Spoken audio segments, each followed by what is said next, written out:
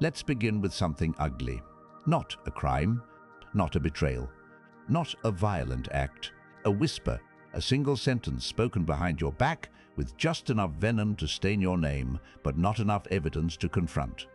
You don't know where it started, and you don't know how far it has spread. All you know is that something has shifted. People hesitate when they greet you. Eyes don't meet yours the same way, and the silence around you is no longer peaceful. It's thick, suspicious, contaminated. This is the reality of being falsely accused. Not always by courts, not always with laws or trials. Sometimes the accusation is social, emotional, spiritual. You're accused of being selfish or manipulative or dishonest, not because someone proved it, but because someone said it with enough conviction that it felt like the truth. And here's the real horror. No one is interested in whether it's true. Because in our world, appearance is often stronger than substance. A lie, if told with certainty, can spread faster than a truth that limps behind with evidence. So what does a Stoic do when the world begins to look at them through a distorted lens? When character is questioned without cause? When reputation is dragged through mud while the soul remains clean? Let's walk into this storm with the only shield we have, inner clarity. The Stoics were no strangers to public shame. Marcus Aurelius was emperor of an empire riddled with politics, rumors, and treachery. Seneca was accused of conspiring against Nero. Epictetus was a slave whose voice carried more strength than most free men.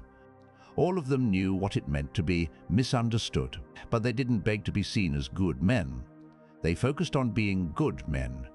Because to a Stoic, the truth is not what others say about you. It is what you say to yourself when you're alone. And here, in that lonely chamber of the self, we begin. Let the world speak. Let them misquote you. Let them draw monsters where there is only silence. That's not your concern. What is your concern is how you respond to the fire without becoming flames yourself. You want to shout, to clarify, to prove them wrong. But you must understand, this impulse, though human, is not always helpful. Because in the court of public opinion, defending yourself too eagerly often makes you look guilty. The more you explain, the more they assume there's something worth explaining. So the Stoic chooses silence, but not out of weakness, out of strategy. There's a kind of nobility in letting falsehood echo until it dies of its own hollowness. It takes restraint. It takes self-possession. And most of all, it takes faith. Not in people, but in nature, in virtue, in the slow, patient unfolding of truth. Seneca wrote, "A good character, when defamed, will eventually be revealed." And that eventually is where the Stoic learns to live. You don't control when others see the truth. You only control whether you continue being the truth, because the mind says, "This is unjust. I don't deserve this." But injustice in Stoicism is not a reason to abandon your principles. Quite the opposite. It is the arena where your philosophy is tested. Anyone can be calm when praised, but when falsely accused, when laughed at, when misrepresented, that's where silence becomes not just endurance, but evidence. Evidence that you don't belong to the crowd, that you don't need their approval to stand upright. You don't need their applause to walk forward. You don't need their understanding to remain in alignment with nature. You are not your reputation. You are your reasoned choices. What did he write? Waste no more time arguing what a good man should be. He doesn't tell us to explain ourselves. He tells us to embody the answer, to walk as the proof, not argue for it. Because if you live well, time will either expose the lie or make it irrelevant. That's the first Stoic law of false accusations. Inner innocence is more important than outer reputation. The silence hurts. The misunderstanding hurts. The isolation hurts. And that's okay. The Stoic does not pretend to be made of stone. The Stoic simply refuses to be shaped by pain. So when you sit alone with the sting of a false accusation, remember this: you're not alone. You're sitting in the same quiet as Epictetus, who was mocked by his master. You're sitting in the same quiet as Seneca, who died for rumors he couldn't erase. You're sitting in the same quiet as Marcus, who knew that even the emperor is not safe from gossip. And they chose not to scream. They chose to live better than the lie. Let us begin with a difficult truth. You may never get justice. No apology, no retraction, no moment of vindication where the people who doubted you finally say, "We were wrong." You may walk through life as a misjudged figure, misunderstood, misquoted, misrepresented, and the world, indifferent as it is, will simply keep moving. Now ask yourself, can you still live well under those conditions? This is the brutal question that Stoicism forces us to confront, not in theory, but in the darkest corners of reality. Because the Stoics were never concerned with an ideal world where fairness prevails and everyone eventually sees the light. They were concerned with this world, the chaotic, unjust, ego-driven world in which perception often outweighs substance. Marcus Aurelius wrote, "The best revenge is not to be like your enemy, not to correct your enemy, not to punish him, not even to outshine him, just not to become him." That's it. That's the entire strategy. The expectations of people who never earned the right to direct your mind. Because once you become obsessed with justice at the cost of your peace, you've already lost something greater than your reputation. You've lost your alignment with nature. Nature, to the Stoic, isn't some poetic wilderness. It's your inner order, your reason, your virtue. The part of you that does what is right even when no one else sees it, praises it, or agrees with it. So when you are falsely accused, the real danger isn't the rumor, it's your reaction to it. That's where the philosophical war is fought. Not on social media, not in courtrooms, but in the quiet choices you make after the damage is done. The feeling that no matter how hard you explain, no matter how much evidence you offer, people have already decided what kind of person you are. And here's where many break. They start shouting. They over-explain. They beg to be seen as good. But a Stoic knows this. You can't control belief. You can speak the truth with clarity and grace and still be dismissed. You can show receipts, documents, proof, and still be called a liar. Because belief is not based on reality. It is based on emotion, convenience, and bias. That is why Marcus Aurelius often reminded himself not to concern his soul with what others think, but only with what is. The truth exists independent of who sees it. If no one believes it, it's still true. If everyone believes a lie, it remains a lie. Your job then is not to convince, it's to remain whole. In moments of accusation, your identity feels under siege. You might say, "But that's not who I am," as if screaming your name will erase the stain. But here's the Stoic turn. Who you are is not up for debate. It is not something handed to you by public opinion. It is not voted on by consensus. It is forged in action, in choice, in consistent behavior across time. Identity is not what people say about you. It's what you cannot stop being, even when no one is watching. So the Stoic returns to the only courtroom that matters, the inner one. This is where you stand before your own judgment, before your reason, and ask, did I act in accordance with virtue? Did I remain disciplined even under fire? Did I refrain from harming others even when I had the opportunity to lash out? If the answer is yes, then you are acquitted, no matter what the world says. And if the answer is no, then no amount of public praise can make you clean.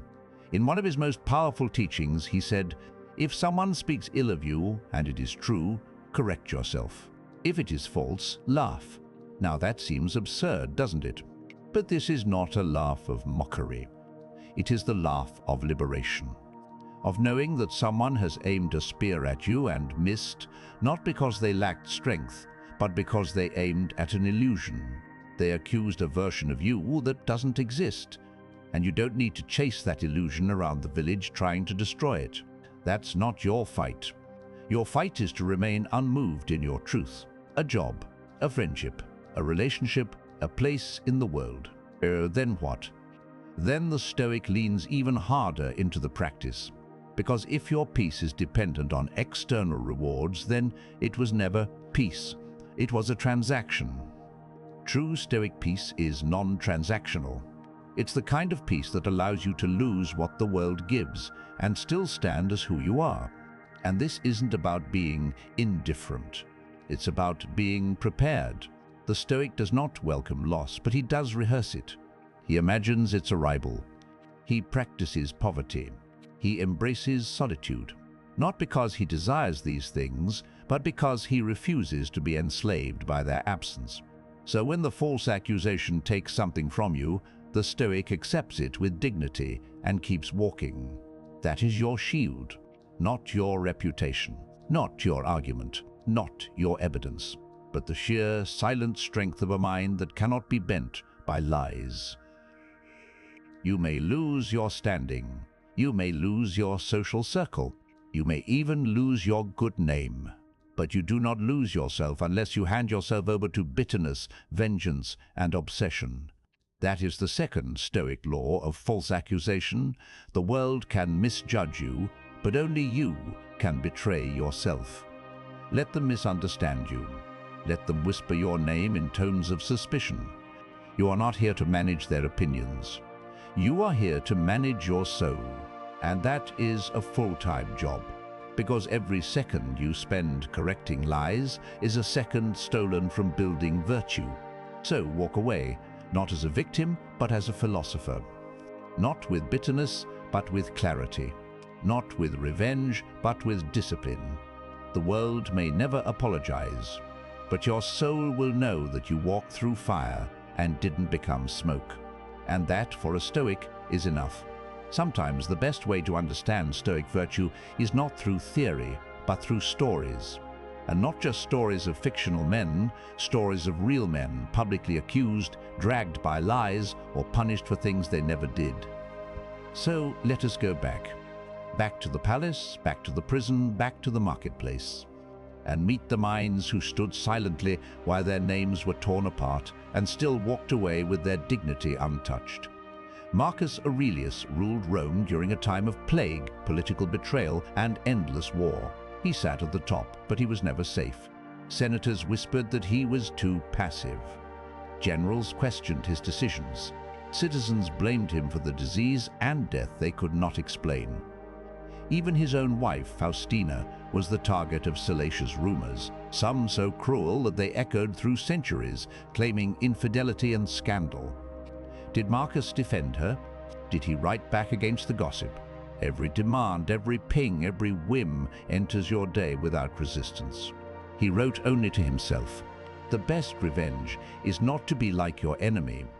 He didn't waste his pen explaining, justifying, or correcting the crowd. Instead, he poured his energy into becoming unmistakably virtuous. Not because it would silence the critics, but because it would preserve his soul. That is the mark of a Stoic, to be slandered publicly and respond privately with clarity. A man of immense wealth, influence, and letters.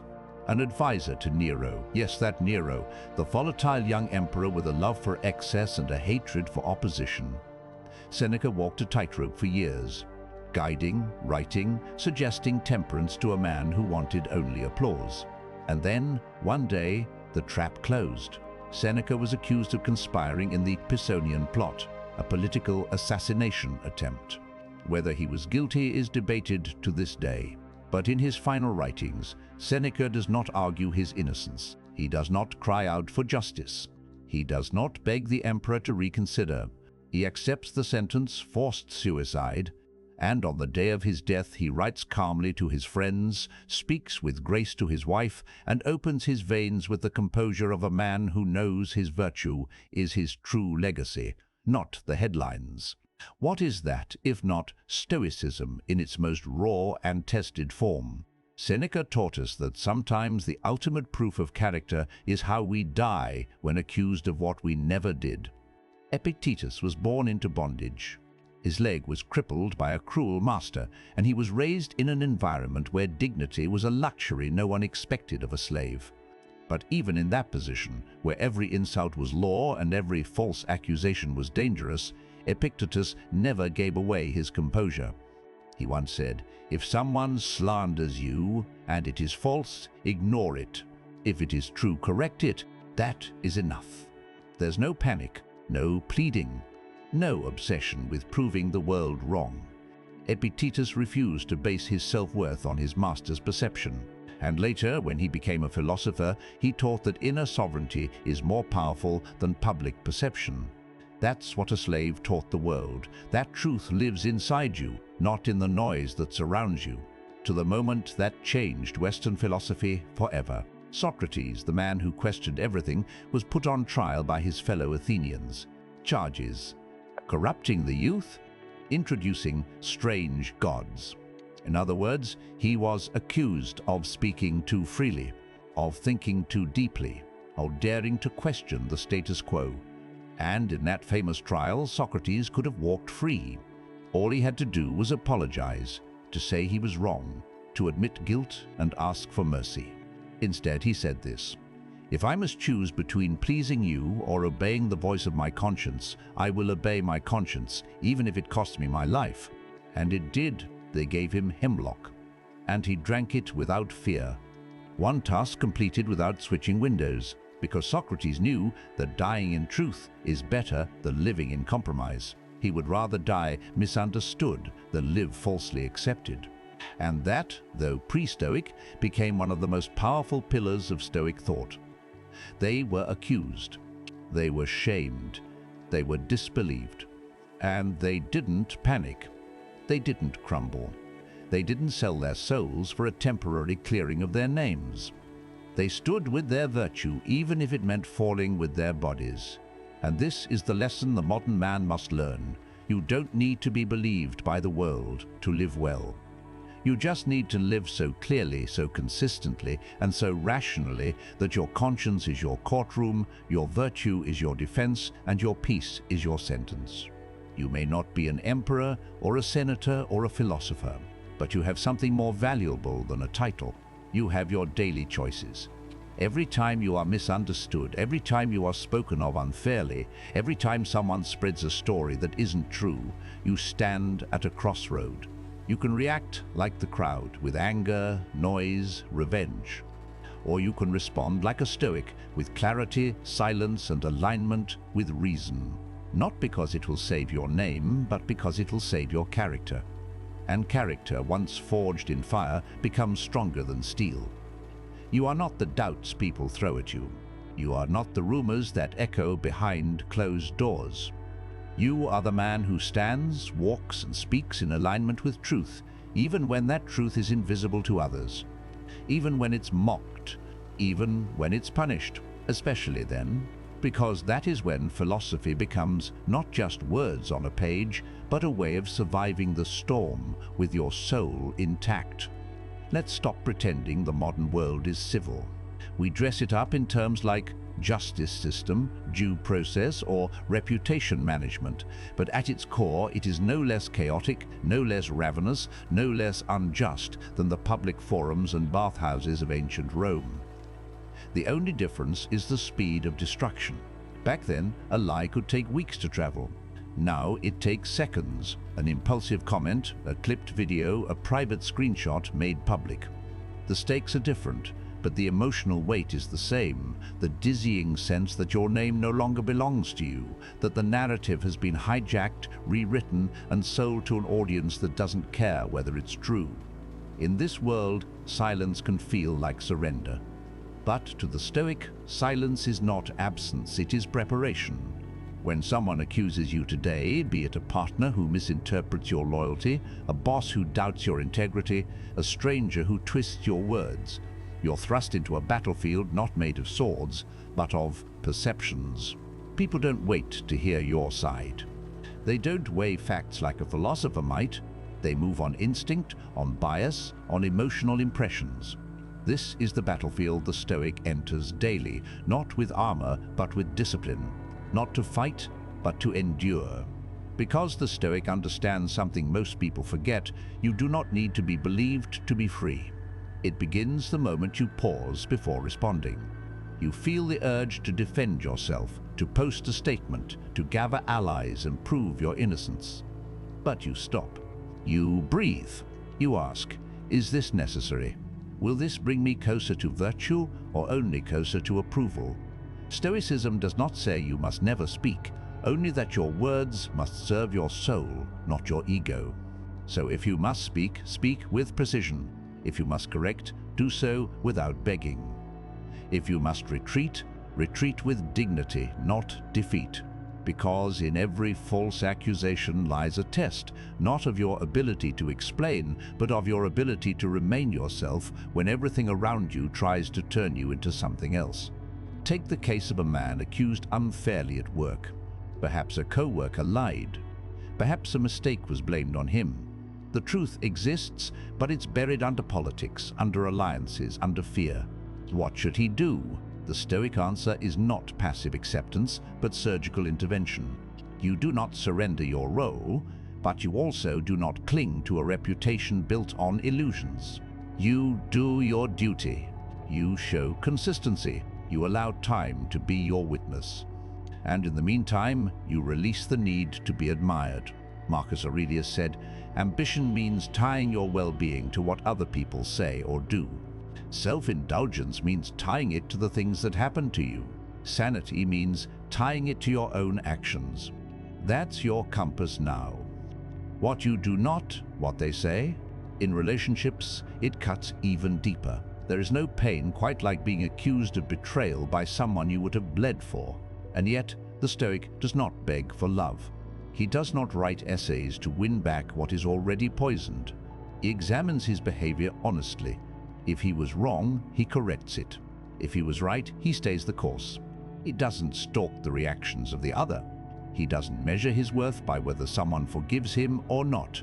He remembers the second Stoic principle: you may lose someone's trust, but you never lose your ability to act with honor. And in time, that honor becomes a lighthouse. Seen or unseen, it remains unmoved, unwavering. Let's also talk about social death. The quiet exile that comes when your name is whispered with suspicion in rooms you no longer enter. Friends don't call. Invitations vanish. Your phone grows silent. It is tempting to chase explanations, to ask, "What did you hear?" But the Stoic sits with the silence. He examines what is in his control, and when he finds that the story others believe is out of reach, he lets it go. Not because he's weak, but because he is busy building something no gossip can touch: character. That is the work now. That is the daily practice. Not clearing your name, but cleaning your mind. Not repairing public image, but reinforcing private integrity. Not living to be understood, but to be grounded, even if misunderstood forever. And make no mistake, this will be lonely. This will be slow. People will believe what is easier, not what is truer. But if you endure it, if you stand beneath the weight of false judgment without collapsing, you become untouchable. Because no one can take from you what you no longer depend on for peace. Do not confuse this for apathy. The Stoic does not drift. He moves intentionally. If legal defense is needed, he acts. If boundaries must be drawn, he draws them. But his soul is not entangled in outcomes. His focus remains on the one project that will never betray him, the project of his own virtue. You will be tempted to tell your story, over and over, to anyone who will listen.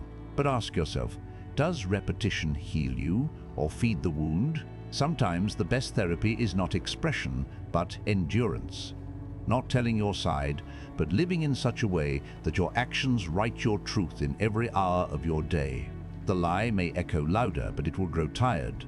And when it does, you will still be here, whole. So here you are, accused, shamed, forgotten by some, remembered by others for the wrong reasons.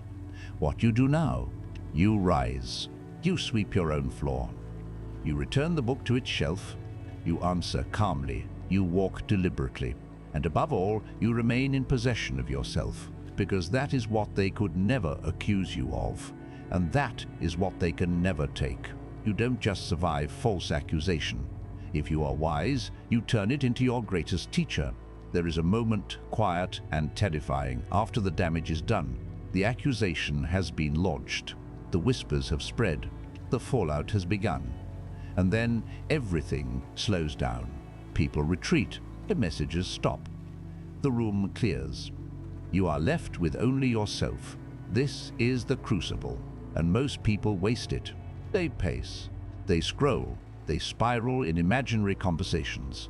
They relive the injustice with every breath, rehearsing arguments that will never be heard by the right ears. Their energy becomes a loop, their thoughts a cage. But the Stoic doesn't waste the silence. The Stoic doesn't beg for closure. The Stoic sits inside the fire and listens, because inside that fire is a question only adversity can ask: what am I when the world is against me? And that question, if met with courage, births transformation. Let others try to clear their names. You clear your conscience. Let others chase understanding. You deepen your self-knowledge. Let others collapse into victimhood. You rise into authorship, because while they are busy painting your portrait in rumor, you are busy carving your soul in stone. This is what Marcus Aurelius meant when he wrote, "The impediment to action advances action. What stands in the way becomes the way." The accusation does not block your path, it becomes your path. Not because it is just, but because it is useful, because it revealed where your peace was weak, where your identity depended on others, where your ego still needed applause. That is the miracle hidden inside injustice, the chance to see yourself clearly without the soft pillow of praise. It is a brutal, uninvited mirror, and the Stoic welcomes it, not with joy, but with readiness. And what happens when comfort vanishes? Philosophy begins to live, because no one becomes disciplined when everything is soft. No one becomes patient when everything is fast. And no one becomes strong until something threatens to break them. So use this. Use the silence. Use the exile. Use the ache. Train yourself like a soldier who was caught off guard and now wants to be uncatchable. Refine your speech. Watch your reactions. Examine your intentions. Every scar becomes a signal. Every rumor a reason to double down on your clarity. This is no longer about what they did to you. This is about what you do with it. Do not turn this into bitterness. That would be a second injury. The Stoic refuses to be wounded twice, once by injustice and once by his own reaction. You are not here to be hard and cold. You are here to be stable, steady like a mountain, quiet like deep water, alive but not rattled, sharp but not cruel. And don't make the mistake of trying to win. There is no prize for proving you were right. No trophy for outlasting the rumor. The reward is internal. The victory is private. It is the moment you realize you no longer need to be believed to sleep well at night. That is when you've transcended the storm, not by avoiding it, but by becoming unmovable within it. How did you not lose your mind when everyone turned on you? And you will smile, not with smugness, but with understanding, because the answer isn't glamorous. It's not some technique or quote or meditation trick. It's this: you stayed close to the truth. And the truth, while not loud, is stubborn. It doesn't fade. It doesn't need help. It simply waits to be seen. And while others panicked in the fog of assumptions, you stood still, grounded, unwilling to chase shadows. You lived in truth, not to convince others, but to protect yourself from becoming the very thing you were accused of. Because that's the greatest danger of false accusation. Not that others believe it, but that you start believing it too. That you start shrinking, doubting, adapting your behavior out of fear. That you start shaping your life around someone else's misunderstanding. The Stoic doesn't let that happen. The Stoic remains whole, even when cracked, even when bleeding. Because to crumble under injustice is to hand the keys of your soul to the world. And a philosopher never does that. Not for money, not for status, not even for love. You are no longer responding to the lie, you are responding to yourself. You are no longer explaining your past, you are building your future. You are no longer asking why they hurt you, you are asking what kind of man you must now become. And that right there is freedom. You are not who they say you are. You are who you consistently choose to be day after day, hour after hour, even when the applause is gone and the critics are loud. And one day, long after the rumor has died, long after the accuser has moved on, someone will watch how you carried yourself through it all. And they will see not the lie, not the verdict, not the noise, but the unmistakable shape of integrity, forged in quiet suffering and sharpened in solitude. They will see what the Stoics call eudaimonia, the flourishing of a soul in harmony with itself. And they will wonder how you did it. You will know the answer. You walked through fire and didn't catch flame. You were broken and didn't bend. You were accused and stayed innocent where it mattered most, within. Once the fire burns out, the silence becomes strange. You survived. You endured the whisper campaign, the public shaming, the exile. Maybe people moved on.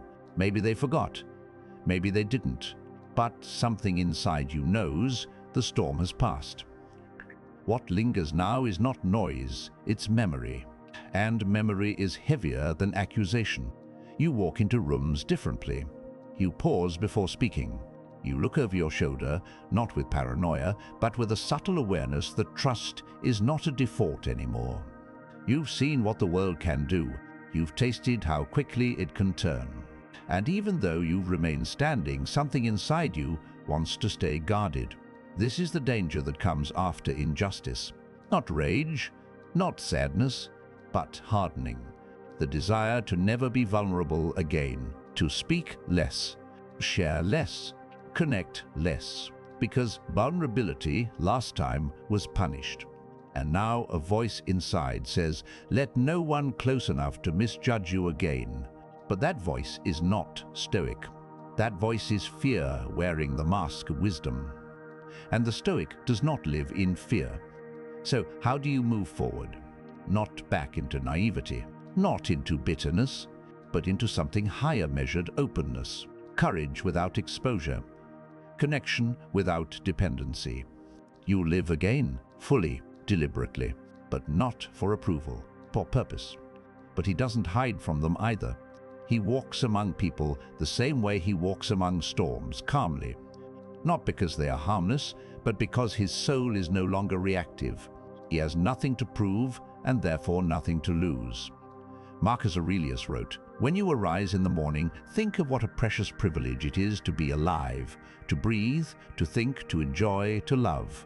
He wrote that while being misunderstood by entire courts of nobles, he wrote that while being second-guessed by men with daggers behind their backs, and still he woke up with wonder, not with resentment.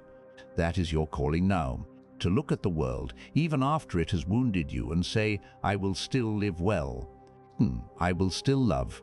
I will still think clearly. I will not become small to avoid pain. Because once you begin to shrink, to overprotect, to expect betrayal in every glance, you've allowed the injustice to continue living through you. You didn't escape the accusation. You carried it forward in your own mistrust. So put it down. Not forget, but release. Not erase, but outgrow. A new relationship, a new friendship, a new opportunity, and you will hesitate. Rightfully so, but you must ask yourself, do I want to be safe or alive? Safety is tempting, but it often comes at the price of stagnation. The Stoic doesn't seek risk, but neither does he run from it. He accepts that living with virtue in an unpredictable world means sometimes being hurt again. Not because you were reckless, but because you were human. And the Stoic, contrary to popular belief, does not avoid emotion. He simply refuses to be owned by it. You can love again, trust again, dream again. Not because people are perfect, but because your commitment to virtue is stronger than your fear of pain. You may have been exonerated, or not. You may have rebuilt your image, or not. But the world you return to will still misunderstand you sometimes. People have short memories, but long habits. They remember stories vaguely. They reattach meaning to what they already believe. Some will never see you as clean again. Some will never say your name without hesitation. And that's fine. You are not here to be universally liked. You are not here to restore your good name. You are here to live according to nature, reason, and inner alignment. The rest is background noise, sand in the wind. When you sit in a cafe and hear laughter across the room and you wonder if it's about you, breathe. When someone brings up your past in a mocking tone, breathe. When your success is met with silence because it doesn't fit their narrative, breathe. That breath is your return to sovereignty. That breath is Stoicism in action. You don't flinch. You don't perform. You just keep living like a man who knows his soul has already passed the highest trial, and passed clean. The people who doubted you may begin to respect you, not because you convinced them, but because you outlived the drama. Because you continued to act with calm, consistency, and quiet discipline. Because you didn't retaliate, didn't spiral, didn't vanish. You walked forward. That walking, simple, unglamorous, is what will rewrite your story. Not in their words, but in their minds, even if they never admit it, especially if they never admit it. Because the Stoic doesn't need to hear you were right. He only needs to know he remained right when it was hardest. Speak with honesty, but not defensiveness. Trust without dependence. Protect your peace, not by hiding it, but by owning it. You've already been through the worst. Now prove it, not by boasting, not by warning, not by walking with armor, but by walking free. Because when you've been falsely accused and come out the other side, the world will always watch you. Let them. Let them see how dignity behaves after injustice. Let them see how a quiet soul rebuilds. Let them witness what philosophy looks like in a man who no longer fears public judgment because he knows the truth is never public property. The world may forget what they said about you, but you will not forget how it made you feel. Long after the storm has passed, long after the crowd moves on, something lingers in the silence, the residue, that faint, bitter smoke inside your thoughts, the small tension in your chest when your name is mentioned, the flicker of doubt when you look in the mirror and wonder if some part of the accusation, no matter how small, might have been true. This is the aftermath the Stoics knew too well. Not just surviving judgment, but learning how to clean the soul afterward. Because you can walk free and still carry a cage inside. You can be vindicated and still feel filthy.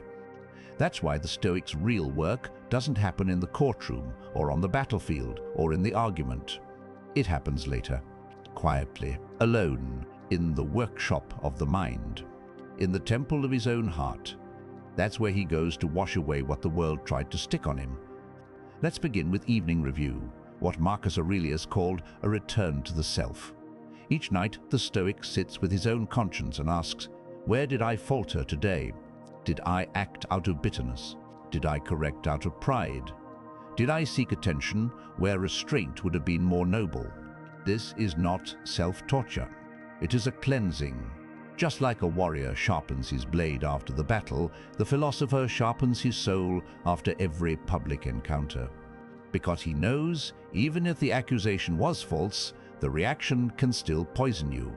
You must sift through the day and pull out the invisible splinters, a resentful thought, a sarcastic reply, a mental revenge fantasy.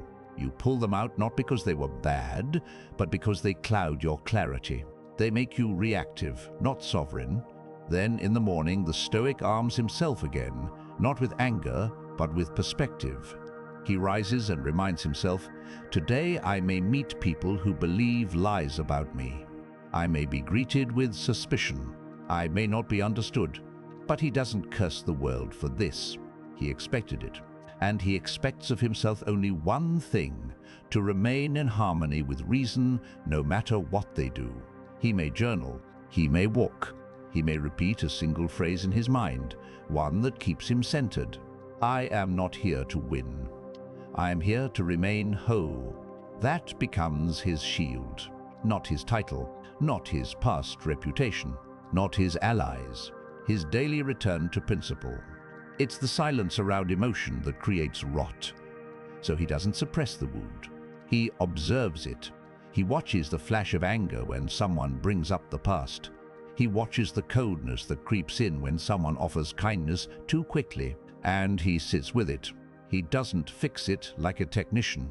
He lives with it like a friend, because that pain is not a flaw, it's a proof that he cared, a proof that he still longs for justice, a proof that he remains human. But the difference is this: he no longer lets that pain dictate his behavior. He uses it to clarify his boundaries. He uses it to purify his tone.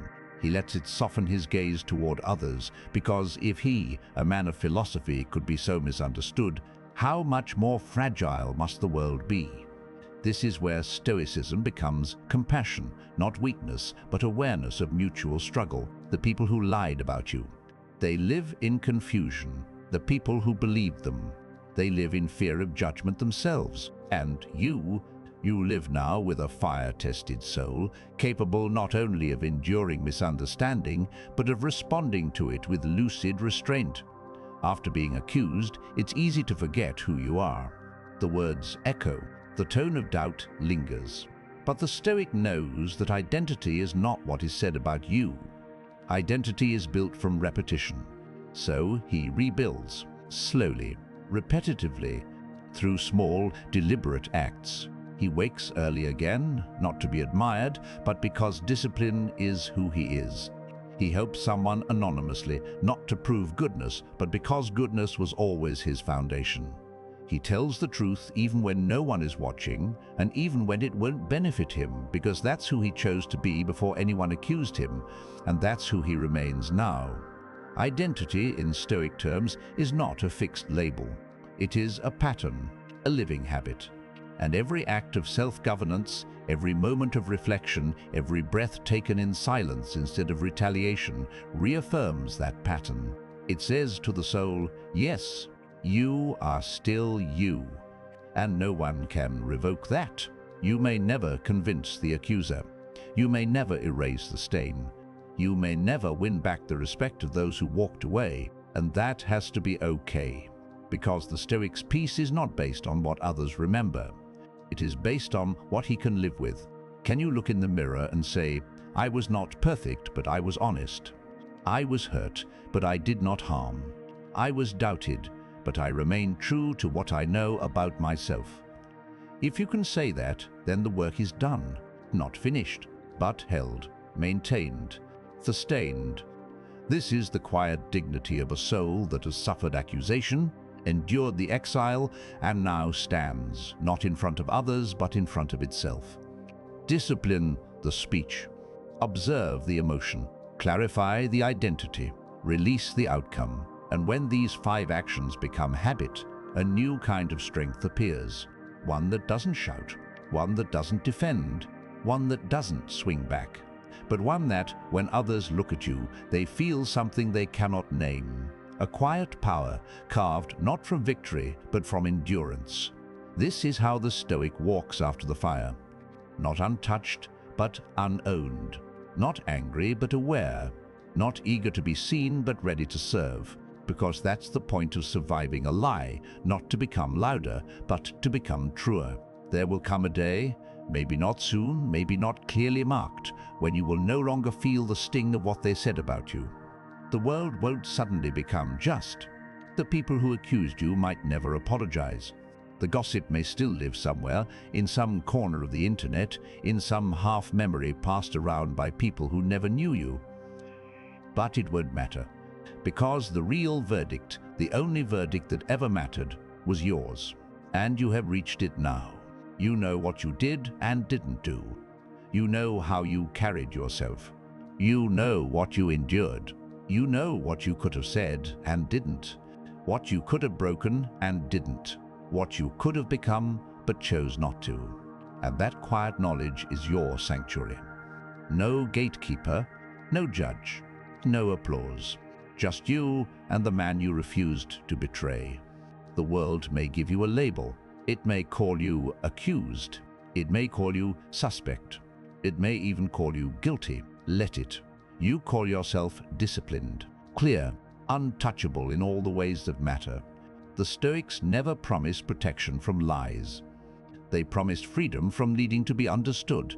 They taught you that reputation is a garment. Sometimes it fits, sometimes it gets torn. But character, that is your skin. It cannot be taken off, and it must never be burned to please those who misunderstand it. You've been through the fire now, not imagined, but real, and you didn't escape it with cleverness. You didn't manipulate the outcome. You didn't become louder than the rumor. You simply stayed. You stayed in your truth when it wasn't profitable. You stayed in your discipline when it wasn't admired. You stayed in your calm when others needed drama to survive. That kind of endurance is no longer just a trait. It's a way of life, a worldview, a position in the universe from which no man can remove you because it wasn't given to you by men. It was forged in solitude, and solitude is the birthplace of sovereignty. You may still remember the worst moment, the day it all started, the look someone gave you when they first believed the lie, the tremble in your voice when you tried to explain yourself and realized no one was listening, the silence that followed. You don't have to pretend it didn't hurt. The Stoic does not fake indifference. He transforms pain into meaning. So if you still carry that memory, let it serve as a reminder, not of your shame, but of your clarity. Let it say, this is the day I stopped relying on image and started relying on essence. This is the day I stopped needing to be seen and started needing only to see myself clearly. This is the day I stopped asking the world to affirm me and started living like a man who no longer needs to be explained. Because once you stop needing explanation, you gain something rarer than innocence. You gain presence. You walk into a room and people feel that you are not performing. You speak and there's no hunger for agreement. You're not trying to win the past. You're simply standing in your future, fully embodied, without permission. Now, walk forward, but do not forget the weight of what you've carried. Don't become proud of it. Become anchored by it. Let it humble you.